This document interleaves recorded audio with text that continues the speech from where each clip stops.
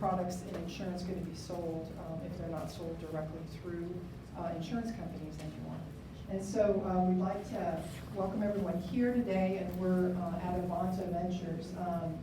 The speakers that we have today are Lily Kahn, who is runs engineering for Uber, and has been working quite a bit on driverless cars, and so she's fascinating to speak to. And we were just talking about air taxis, and because I don't know if anybody's read anything about this, but they're looking at it happening about 10 years from now, which scares the heck out of me. And then also I'd like to introduce Philippe Lafreniere, and we call him Phil. And he's the Chief Growth Officer at Slice, and I'm not sure if any of you are familiar with Slice, but it's fascinating, and they work in on-demand and also with ecosystems. And then I'd also like to welcome Vivian Lee, who is a principal with Avanta Ventures, and then my co-founder, Mike Connor. And we'd like to thank Vivian for hosting us at Avanta Ventures today. And they opened this accelerator how long ago? A little over a year ago, I think? Yes, March of last year, so Okay, almost a year now. so March of last year, and they've been working with startups and actually giving free space to startups who are in kind of categories that they're interested in. So, you know, if that's something you're interested in, have a talk and come by and see Vivian. And then Sanjeev Parikh is the managing partner here, and he's also a pretty interesting guy. And they are the venture arm of CSAA. And so SVIA, we run an insurance accelerator, but we're more of a membership group, and we work with carriers and we work with startups. And this past year, we've spent about 12 months in development of a new platform that helps connect innovators, and it's also got a market, and we're also putting up a marketplace. So you kind of think of LinkedIn for new technology. That's what we've done. We've just done a soft launch, and it's called newtechmatch.com, and you'll be able to self-identify, put up profiles for your company to yourself, and also project profiles, and be able to search globally startups or investors, and you'll be able to self-identify in what areas you're interested in, and message each other, and look at projects and POCs that other people are working on. And the marketplace that we're working on now will allow startups to put up their trial software, and also APIs, and also have digital products from solution vendors. So go in, register at newtechmatch.com, and then I'm going to hand it over to Mike. Great, thank you, Natalie. There you go. I just need. There you go. Yeah. There you go. All right, well, thank you guys for being here. Much appreciated. I'm going to give my panelists an opportunity to introduce themselves a little more deeply than Natalie did, and Vivian, particularly, if you give kind of an overview of what you're trying to accomplish here in the accelerator, that would be great. So we'll start with you. Welcome, everyone. Thanks for coming here today to Avanta Ventures. So as Natalie mentioned, we are a venture arm of CSAA Insurance Group, which is an insurer of AAA. For those of you who don't know AAA, we are in all 50 states in the U.S., and we're in personal insurance on home and auto. And so, as you know, there is a lot of changes in the insurance space, so we are trying to get ahead of that. Our goal is to help CSAA found new innovation to make the existing process more efficient, as well as to find new products for our members and also improve their experience. So we also have a studio space, as Natalie mentioned. Right now we have 5 studio companies, and actually Steve Sherlock from Pablo, who owns a travel insurance company, is part of our studio space. We also have Bart here. So he has a cyber insurance company, cybersecurity company, who is also part of our studio. So if you want to learn more about our studio space, just come talk to myself, talk to others on our team, or ask Steve or Bart about their experience. Happy to tell you also more about what we're focused on, what we're looking for. So InsurTech, obviously, we're also looking at mobility We want to learn about what the mobility landscape is going to be going forward. So we want to talk to the best and the brightest minds in the startup space. We're also looking at gig economy and also ways to engage with the younger millennial generations. With that, I'm going to hand it to Philip. Thank you. You want to go first? Maybe? No, I was just going to do a quick setup. So for those of you who don't know Slice, and I'll let him go more deeply into that, they're actually one of the first people who've been pioneering a platform for on-demand insurance, i.e. how do we connect to this connected world and how do we make that available for insurance companies? In particular, how do we make it a platform that we can connect other services and solutions to, in addition to primary insurance products? And so they've really pioneered a lot of that work in the industry. So. Thank you. Yes, thanks, Mike. I'm Philip Lafreniere. I'm a Chief Growth Officer for Slice Labs. I've been in the insurance industry my entire career. Started off as an agent 27 years ago. Underwriter, corporate underwriting, IT for carriers, and then in the late 90s, basically switched over to consulting and large core systems implementations. And I've followed the technology evolution in insurance my entire career. And now it's finally exciting, right? So even, I think when the internet arrived in, let's say, 1995 for the consumer space, it didn't transform the business.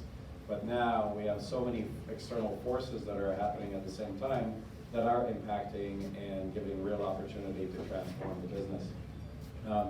Slice is a 4-year-old startup. And so we started, InsurTech wasn't around when we started, the word wasn't there. And then it all happened, but we were there right at the beginning. And as Mike said, we started at the beginning with, on-demand insurance. And really focused on, you brought up gig economy, I'm glad that you did. We're really focused on that at the beginning, and now it's evolved. But with the gig economy, the challenge was, I'm a person, I tap a button, I'm a business, and insurance was not meant to really handle that. In the world of insurance, you're either a person or you're a business. When you go into an insurance complex, there's a tower for personal lines, there's a tower for commercial lines, and they don't really talk to each other. And now we had the gig economy that was basically creating this entire economy on people that switch back and forth. And our first mission was really to bring new insurance products that collapse those lines, that were innovative that way, that collapse personal and commercial, and then that could be bought on demand.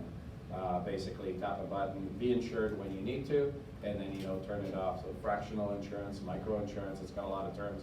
We stick to on demand. And now, spread forward a couple of years, we live in an on-demand world, right? I tap a button, food arrives, a car arrives, I tap a button, I unlock someone's house, I stay in it. I can tap a button and be a business or be a consultant for a day, and then we stream music. Everything that we do is on demand. So our focus is really bringing insurance to that world. And it's been a very exciting 4 years with now a global footprint. So we do travel insurance in Thailand.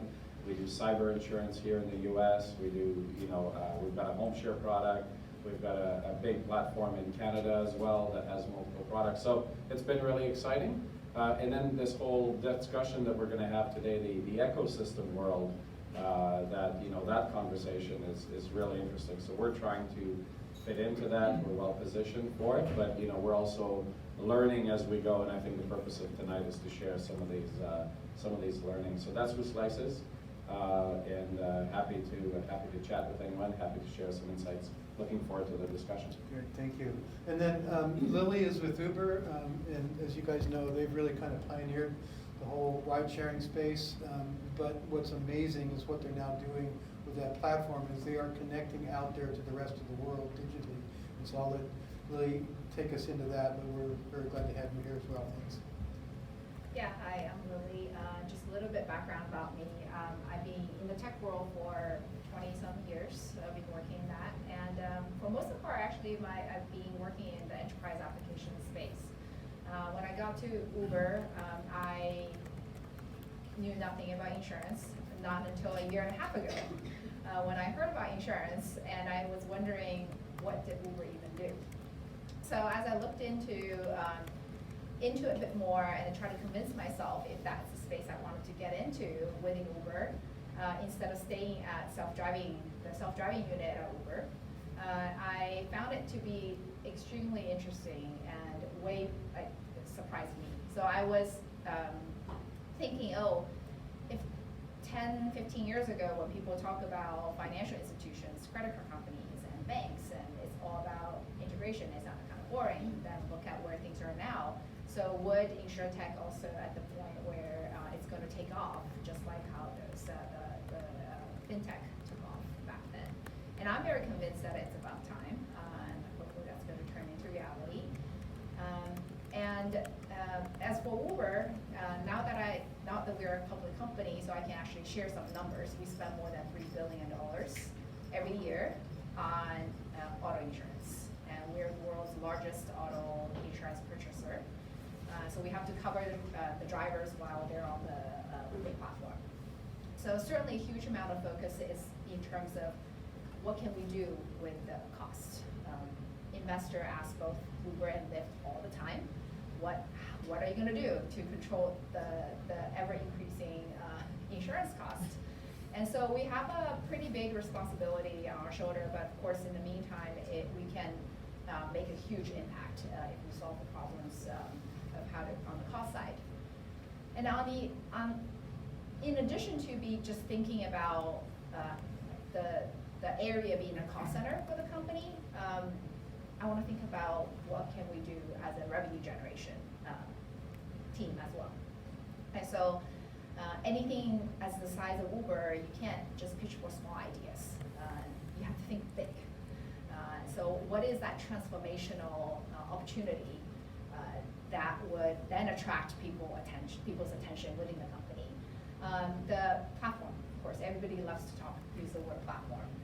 And I was a bit hesitant, I would say a year ago, as to what would this insurance platform look like if we were to build it. And over the past year, through lots of conversations, even with folks like in this audience, through various channels, and I am extremely convinced that the opportunity is tremendous. And Uber is in a unique position where we already have a huge customer base, our drivers and our riders, and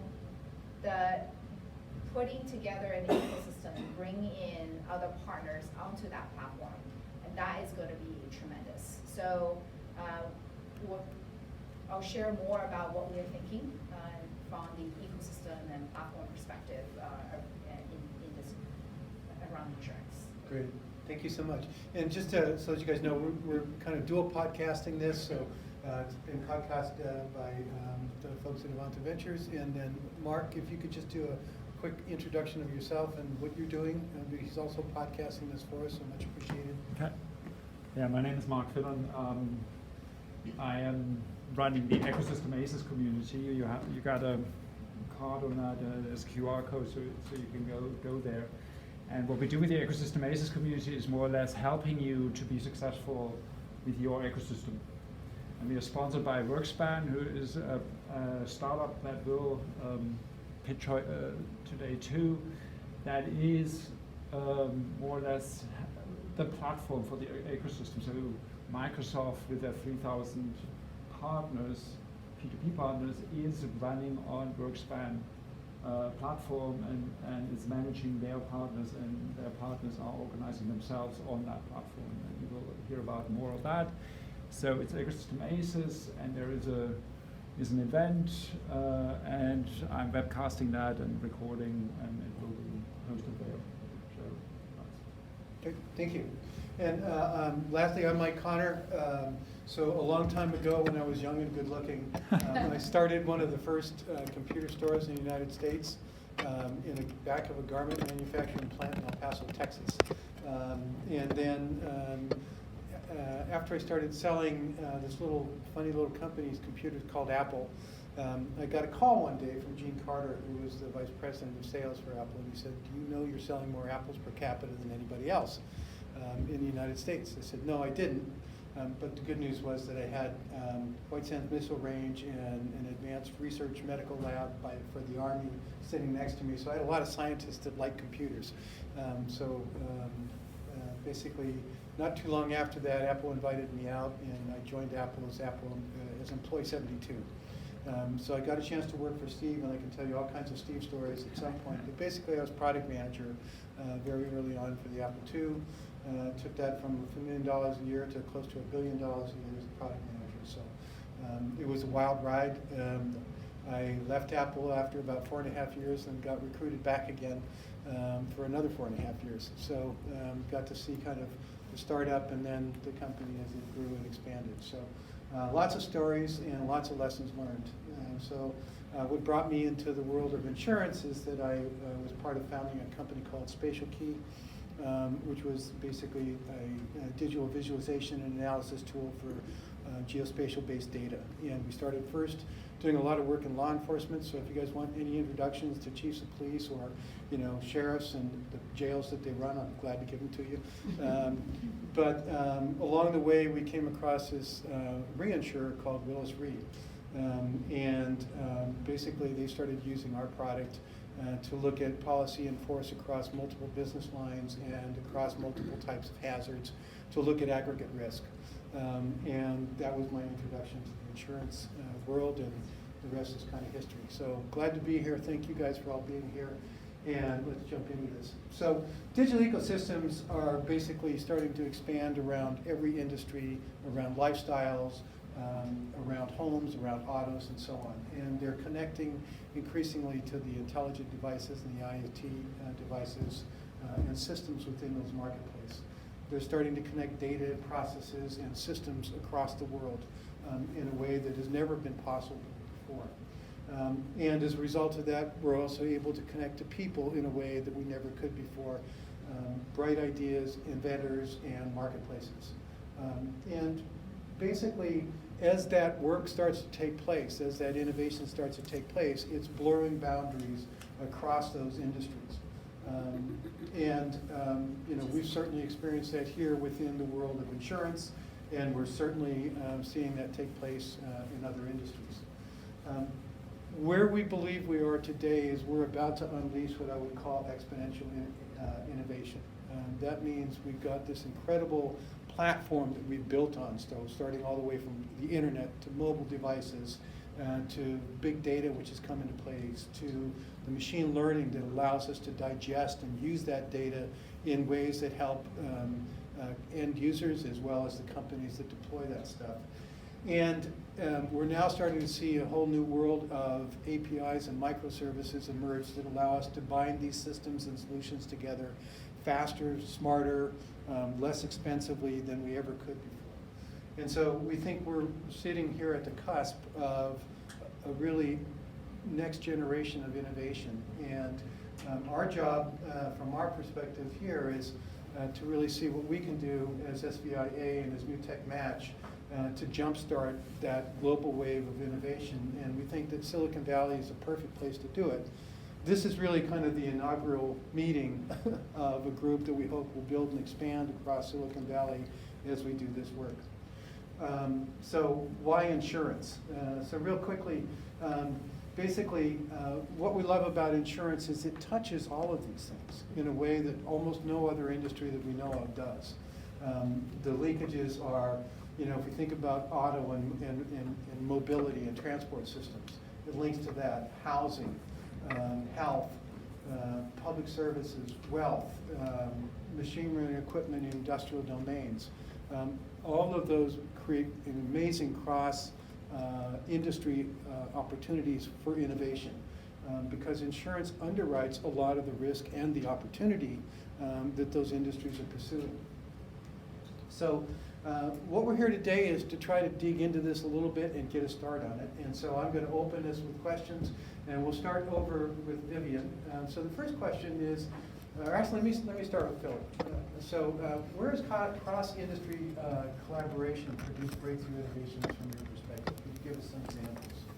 Yeah, from my perspective, the cross-industry collaboration, really has, if we look at ecosystems, really has opened up the opportunity for the insurance industry to, let's say, reinvent or reposition itself, and how, no one loves insurance No one, you know, wakes up in the morning saying, I'm gonna buy insurance. You know, you buy a new car, you love that experience. You go on a trip, you love that experience. But what has happened is, as we look at our ecosystems and the opportunity, I think as one of them, there's several, but I'll just pick on one, and I'll say data, right? So insurance is very much a data business. It's an entire business that's manages risk, and that's all based on data. And now, as you said, Mike, all of these ecosystems have some impact to insurance. They touch our lives. You know, one of the opportunities is now new sources of data being able to be consumed in real time, opens up a wealth of opportunities in terms of products. So I'll bring it back home, right, in insurance. So if you have access to more data that comes, from your house, from your travels, from machines, from your vehicle, and you can consume that, you can offer the right level of protection, you can offer new innovative products, in real time to people as those needs are there. So we use a tagline called protecting lifestyles, not things. And I think that's where one of the collaborations has been, is really the opportunity. Now, I think we're still early days in this, we're still in the infancy, but the cross-industry, because now we're talking about hardware manufacturers, we're talking about vehicles, we're talking about travel, we're talking about weather, right? So you see this cross-industry, basically collaboration. If you bring all of this together in an ecosystem, you can then turn around and really offer the right thing, new things. There's new needs out there, so new things, new products that are there for new needs in real time. And that's a great innovation for insurance, because we're typically, what we've done is we've looked back at 100 years of data, right, and then price products based on historical data. Now we can basically look at products based on real-time data. I'll just stop there, and I'm sure everybody's got lots to add. Yeah, and then Vivian, I know you guys are doing some pretty interesting things with different industry sectors, everywhere from health to, obviously automotive. If you could share a little bit of that with us. Yeah, sure. I'll talk a little bit about some of the investments that we have in these different sectors that Philip talked about and Mike talked about. So one of the examples of cross-industry kind of collaboration that I can think of is insurance is inherently something that we're all about protecting our members, protecting people in emergencies. So one of the investments that we have is in this technology company that is called Rapid SOS. And so, not sure, I didn't know this until after we have the investment, is that when you call 911, 911 is only able to locate you to the closest cell tower. And so that could be really far away from where you are, and so it could make it a life and death situation even more complicated. With Rapid SOS technology, if you have an iOS phone or Android, it's already on there, so when you call 911, their technology allows them to, basically the emergency services to locate you within 100 feet or so, and so they'd be able to immediately locate you. And so that allows us to basically finance a service, a technology that protects people. So that's one. The other one that we have invested in is called Cave Analytics. And this one is really using technology to analyze the imageries that you can get on the roof and surrounding your house, to figure out not just kind of how we would price a home insurance based on how old your roof is, or whether you have a pool, you have a trampoline, but also basically kind of allowing the owner to know what kind of risk they have in a very objective manner, instead of sending someone physical to a home to kind of just look over it in an hour. We actually process it. The company actually uses the AI data to process and kind of compare to different basically other homeowners to identify what are some of the risks that they have. So here are two examples that basically technology are helping insurance and kind of help protect the consumers. Thank you. Billy? Yeah. So being, as part of Uber, we usually deal with pure tech companies and startup companies. So the concept of when you start building something, you already think about APIs, you already think about the distributed systems and how to integrate with others. It's already the foundational thing. So it makes things easier when we want to go cross industry, partner with different companies and just getting connected to them. It's actually relatively straightforward. I think it just gets challenged if we have to deal with like legacy companies and older companies, and when that becomes more of a problem. But we're fortunate enough to be in a position where we can push the envelope, and then those actually some of the insurance carrier partners that we have actually like us pushing the technology boundary so that it helps them in evolving as well. So a couple of specific examples on kind of cross technology that's related to safety and insurance in particular. Dash cams. Dash cam is becoming pretty hot in the Valley and then across the board. It's not just the hardware, but really a lot is in terms of the software. So where do you store it? How do you stream the video? Where do you store it? What do you do with it? When it's time for FNOL, you can certainly say, okay, let me just upload it to the carrier so that This it first gets notice of something. loss. Yeah. if you guys Oh, know. sorry. Yeah. First notice lost, yeah. But also, when you have this data, you can analyze it. Now you can analyze the images, and then you can intelligently decide, oh, what happened? Whose fault it is, right? There's no more dispute. There's no more gray areas. And that really, really helps when you try to figure out handle the claims, and then how do you determine what the costs that the responsible party should pay for. So that's one area. Another one is more of an internal Uber ecosystem, because everything is built using microservices technology. If it's a bunch of companies, separate companies, we could still talk to each other through API, through that kind of microservice architecture. One of the things that we leverage a lot is, again, data. The mobile phone that the driver and the rider, the moment they open up, the telematics data is being collected. What the route is being collected. How fast the car is moving is being collected. And then when the crash happens, we can capture that. Okay? So how do we leverage those new capabilities, new technologies? And I think it's going to be much more real time, and it's going to be extremely beneficial and saving lives. If we detect a crash, we can proactively reach out to the driver and the rider and say, hey, like, did something happen? And if it's an incident, we can connect directly to 911. And we can dispatch another Uber driver to take people to the destination to continue on their journey if they're not injured. So all of these things, it's going to just add that protection. I think it's mentioned that nobody likes insurance, but the thing is, with this type of interconnectedness, I think people don't even need to think about insurance per se, because you just bundle it together. You protect them without them even needing to knowing and thinking about it. And when they need it, it's there already, right? So I think in this way it's this like platform, this ecosystem, is this end-to-end experience. It's not just individual. I have to think about this product. I have to think about that product. It's just that one solution.